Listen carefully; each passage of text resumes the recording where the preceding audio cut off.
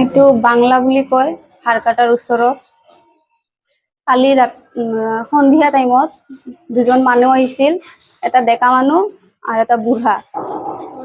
আমাৰ মাক বোলে ভণ্টি বনাইছিল। আগতো 2 দিন মান আগতো আহিছিল, অহাৰ পিছত ভালে ব্যৱহাৰ কৰিছিল। অহাৰ পিছত 2 দিন, তাৰপিছত কালিও ৰাতি আহিছিল। আমাক নতুন ঘৰ বনাইছে তাতে, কল নাই তাতে। মানুহতো আহিছে যে তোমালোকৰ লগত থাকি পেলাই ৰাতিপুৱা কল চল আমি বনাই থৈ পেলাই যাম, এনেকে কৈছে। ৰাতি আমি তাতে থাকিব দিলো।